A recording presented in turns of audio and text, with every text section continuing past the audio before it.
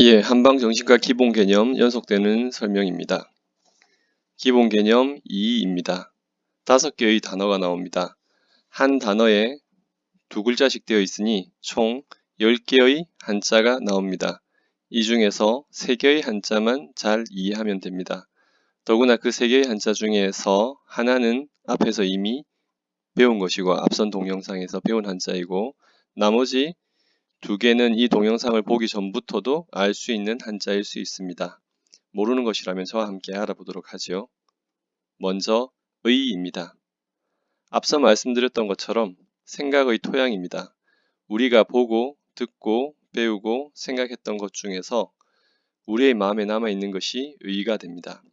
쌍둥이라 할지라도 보고, 듣고, 배우고, 생각하는 것이 서로 같지는 않습니다. 지문보다도 다양할 수 있는 것이 의입니다.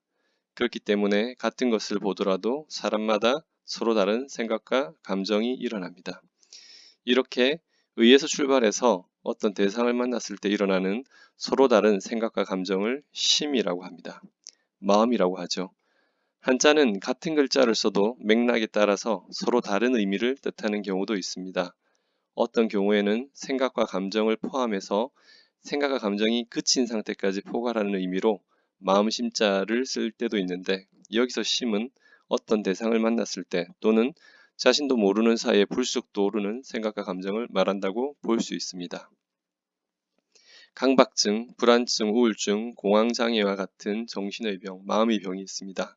이 중 불안증과 우울증은 감정의 변화를 주로 호소합니다. 그리고 공황장애는 가슴 두근거림, 땀과 같은 신체 증상과 함께 불편한 감정이 나타납니다. 이러한 정신의 병, 마음의 병이 단순히 심리적인 상태에 머물러 있으면, 즉 생각의 어려움, 감정의 어려움까지만 느껴진다면 심의 영역이고, 그것을 넘어서서 신체적인 변화, 즉 얼굴이 달아오른다든지 손이나 등에 땀이 갑자기 난다든지 가슴이 갑자기 두근거린다든지 하는 변화가 있는 것은 파란색 글자 신, 몸신자 신의 영역입니다. 즉 의, 심, 신의 순서입니다. 애초에 우리가 가지고 있었던 것은 의입니다. 어떤 자극이 있거나 자극이 없더라도 의를 바탕으로 해서 생각과 감정이 떠오릅니다. 그것이 심입니다. 그리고 보통의 경우 이 심은 몸으로 표현되려고 합니다. 그것이 신입니다. 이러한 관점에서 신체 증상으로까지 표현되지 않은 병은 신체 증상으로 표현되는 병보다는 가볍다고 봅니다. 정신치료, 심리치료적인 면에서 볼 때 생각의 토양, 즉 의가 최상의 건강함을 유지할 때를 성의라고 합니다. 성의는 이번 동영상 전체를 통틀어 가장 핵심이 되는 개념 중 하나입니다. 성의가 비롯된다면 그것에서 비롯되는 생각과 감정은 언제나 지혜롭습니다.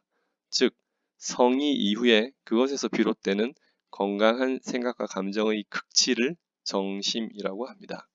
그리고 성의와 정심이 되었다면 자연히 그것에서 비롯되는 몸으로 표현되는 것 역시 건강할 수밖에 없습니다. 그것을 수신이라고 합니다. 성의, 정심, 수신은 이처럼 건강함의 극치인 상태를 말하기도 하지만 건강한 생각의 토양을 만들려고 애쓰는 것, 건강한 생각과 감정을 만들려고 애쓰는 것, 건강한 신체의 표현을 만들려고 애쓰는 것을 말하는 경우도 있습니다.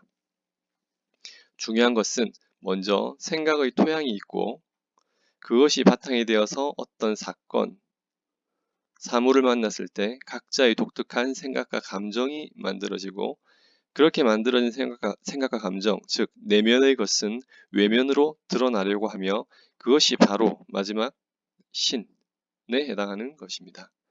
여기서 빨간색으로 표현된 심과 파란색으로 표현된 신을 대비해서 말하면 심은 자신만 아는 것인 반면 신은 남도 알 수 있는 것입니다. 심은 내면에서의 변화를 말하며 신은 신체로 표현되어진 것을 말합니다. 이제 중요한 것은 다 끝났습니다. 남은 것은 경물치지입니다. 이것은 지금은 몰라도 됩니다. 네이버 사전에서 경물치지를 찾아보면 실제 사물의 이치를 연구하여 지식을 완전하게 함, 대학에 나오는 말이다 라고 설명되어 있습니다. 성의를 위한 공부가 경물치지라고 보면 됩니다. 기본 개념 2에서 나왔던 경물치지, 성의, 정심, 수신의 5단어는 모두 대학에서 가져온 말입니다. 노노맹자 대학 중용은 유학의 기본서이며 그 중에서 대학은 가장 먼저 보아야 되는 책입니다. 공부하는 순서와 방법이 나오기 때문입니다. 비유하자면 대학은 책을 꽂는 책장을 만드는 것과 같고 논어와 맹자는 비어있는 책장에 책을 꽂는 것과 같습니다. 책을 꽂을 수 있으려면 먼저 책장이 만들어져야 하는데 대학이 바로 그것과 같은 역할을 하는 안내자이자 길잡이로서의 역할을 한다는 뜻입니다. 대학의 뼈대를 이루는 것이 바로 8단어로 된 8조목입니다. 경물부터 수신까지 5단어는 8조목 중의 앞의 5조목입니다. 뒤의 3단어, 3조목은 바로 제가, 치국, 평천하입니다. 수신, 제가, 치국, 평천하. 낯익지 않습니까? 맞습니다. 수신, 제가, 치국, 평천하가 바로 대학에서 유래된 말입니다. 제가는 가정을 다스리는 것, 치국은 나라를 다스리는 것, 평천하는 세계를 다스리는 것인데 수신 이후의 제가와 치국, 평천하는 각자의 역량껏 하면 되는 것이지만 경물에서부터 수신까지는 모든 사람이 해야 하는 일로 보았습니다. 저는 한의사로서 이것을 정신치료, 심리치료적인 관점에서 설명하고 있습니다. 경물치지는 배우는 것인데 성의, 즉 건강한 생각의 토양을 만들기 위한 공부를 말합니다. 우선은 배워야 합니다.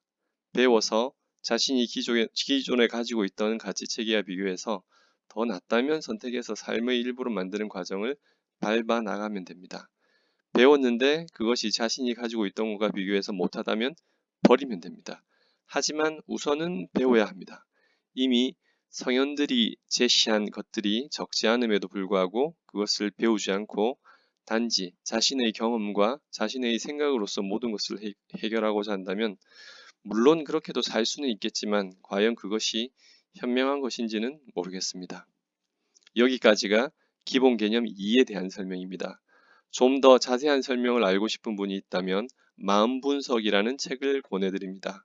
마음분석에는 기본 개념 2에 나오는 경물, 치지, 성의, 정심, 수신의 5가지 항목에 각각 5개의 상담 사례를 들어 각각의 개념을 설명하고 있습니다.